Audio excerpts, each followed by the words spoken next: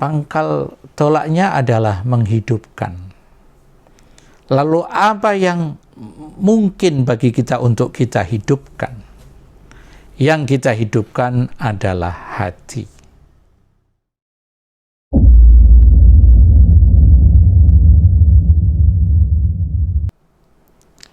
Bismillahirrahmanirrahim. Assalamualaikum warahmatullahi wabarakatuh. Alhamdulillah wa syukrulillah. Wassalatu wassalamu ala rasulillah. Nabiyyina wa habibina Muhammadin ibni Abdillah. Wa ala alihi wa sahbihi wa mawala. Amma ba'du.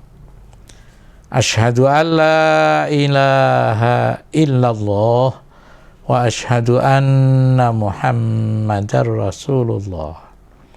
Raditu billahi rabba wa bil islami dina wa bi Muhammadin nabiyya wa rasula.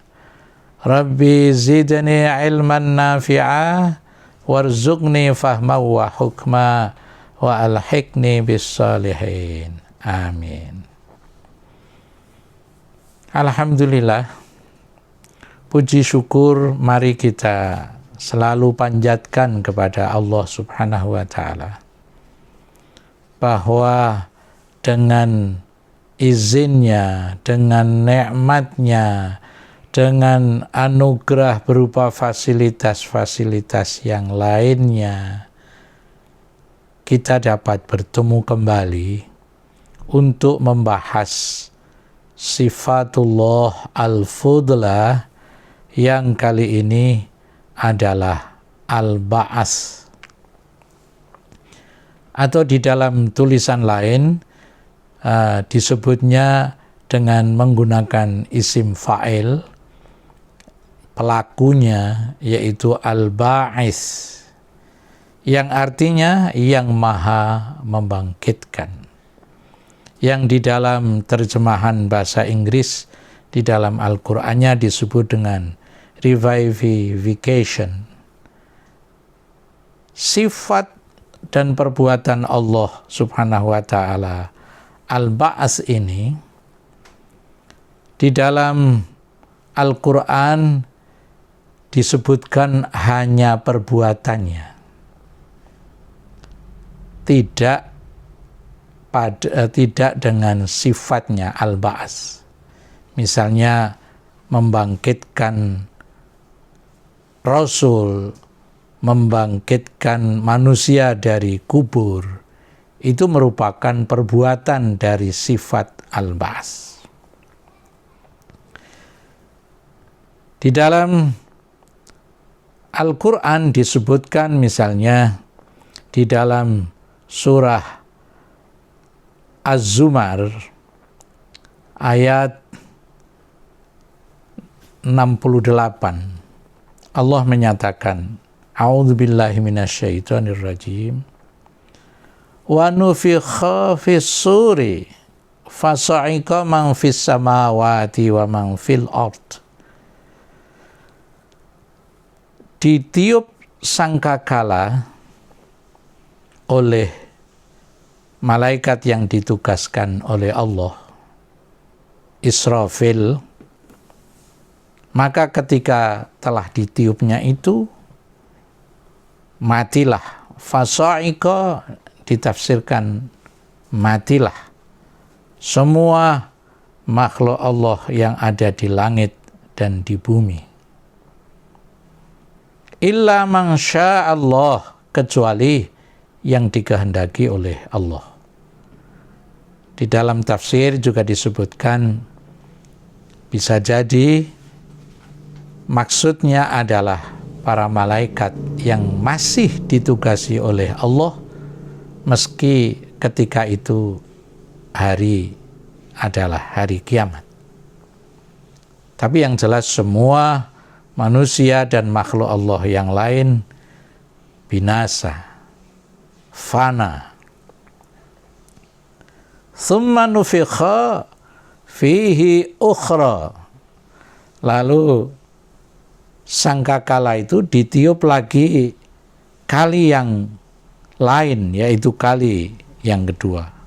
Fa'idahum qiyamun yang turun.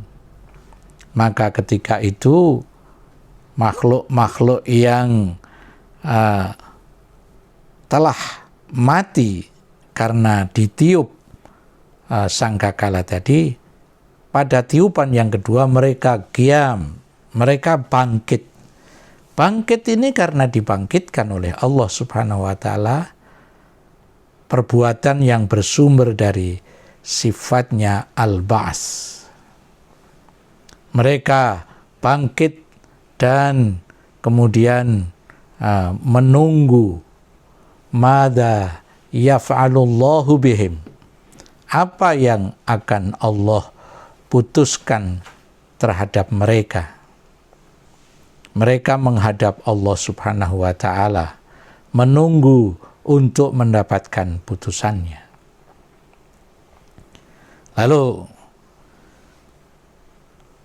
An-Nablusi mengartikan Allah al-Ba'as ini dengan keterangan yang sangat jelas, sebagaimana juga beliau mengutipkan dari beberapa tafsir. Supaya lebih jelas, saya kutipkan saja tafsir Al-Qurtubi misalnya, yang menyatakan fal ayatul karimah tasuku linnasi mudhiron mimma dhahiri kudratillah. Ayat yang mulia ini mengantarkan kepada manusia satu fakta, satu kenyataan dari beberapa kenyataan-kenyataan yang ditakdirkan oleh Allah dalam kekuasaannya. Mimma dhahiri kudratillah. Lalu Al-Qurtubi menjelaskan, wa tubarhinu lahum ala sihhatil ba'si wal hisab. Ayat ini juga membuktikan validitasnya kebangkitan untuk menghadap Allah Subhanahu wa Ta'ala dalam rangka untuk dihisab. Yang selanjutnya setelah dihisab, apa yang terjadi? Allah akan memutuskan fayujazihim. Allah akan memberikan balasan kepada mereka. Terkait dengan pengertian itu, maka akan kita jawab pertanyaan, bagaimana meneladani Allah al-Ba'as di dalam akhlak kita? Pangkal tolaknya adalah menghidupkan. Lalu apa yang mungkin bagi kita untuk kita hidupkan? Yang kita hidupkan adalah hati. Sehingga implementasinya adalah menghidupkan hati. Kalau kita ingin berakhlak meneladani Allah al-Ba'as ini, hidupkanlah hatimu. Bagaimana cara menghidupkannya? Dengan ma'rifatullah, mengenal Allah. Kenalilah Allah melalui sifat-sifatnya, melalui al-asma al-husna, nama-namanya yang indah itu. Lalu dengan mengenal itu, bangunlah semangat untuk mentaatinya. Itu yang kedua. Sehingga dengan membangun ketaatan itu, tindak lanjutnya adalah kita akan membentuk akhlak pada diri kita dengan meneladani kesempurnaan sifat Allah Subhanahu wa Ta'ala yang dikemukakan oleh An-Nablusi dengan menyatakan begini, fa'idha ahya qalbahu bil ma'rifah wa bit ta'ah faka'annahu takhallaqa bikamalatillah. Manakala seseorang telah menghidupkan hatinya dengan cara ma'rifatullah dan ta'atullah, seolah-olah dia akan berakhlak meneladani kesempurnaan sifat-sifat Allah. Bagaimana kalau dia sudah ada di dalam jiwanya itu semangat meneladani kamalatillah, anta'tiya af'alahu mutabiqatan li kitabillah, maka dia akan menghadirkan perbuatan-perbuatannya sesuai mutabiqah, sesuai li kitabillah, dengan kitab Allah Subhanahu wa taala. Kalau sudah seperti itu, apa kelanjutannya? Yusghilu waqtahu kullah bi ta'atillah. Dia akan disibukkan dirinya dengan mentaati Allah. Wattazawwuda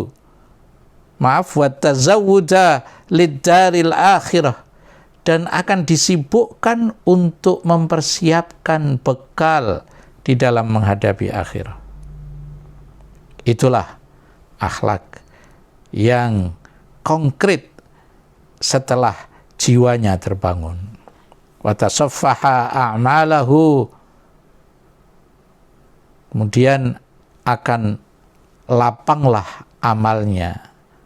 Wa muhasibata nafsihi hisaban daqiqah, dan dia akan lapang pula untuk melakukan muhasabah terhadap dirinya sendiri dengan muhasabah yang detail.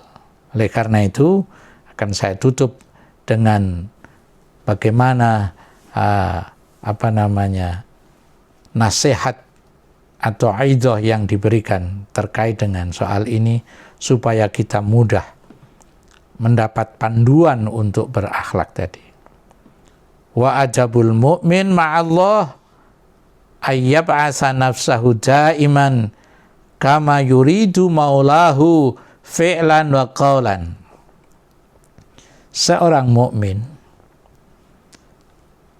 terkait dengan Allah Subhanahu wa taala, terkait dengan membangun hubungan kepada Allah Subhanahu wa taala, dia harus menggerakkan jiwanya selalu seperti yang dilakukan oleh Allah kepada dirinya,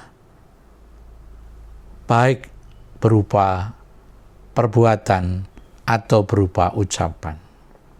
Allah selalu menghendaki ucapan dan perbuatan kita baik. Oleh karena itu, kita harus membangkitkan jiwa kita untuk selalu seperti yang Allah lakukan pada diri kita. Itulah nasihat yang dapat kita petik dalam kerangka untuk meneladani Allah al-Ba'as di dalam membangun akhlak yang mulia. Mudah-mudahan Allah Subhanahu wa taala selalu memberikan kepada kita petunjuknya, sehingga dengan petunjuk itu kita akan mampu menggapai taufiknya, dan ketika taufik itu sudah kita raih, kita capai, maka akhlak kita akan selalu sesuai dengan kitabullah. Demikian, wallahu a'lam bissawab. Wassalamualaikum warahmatullahi wabarakatuh.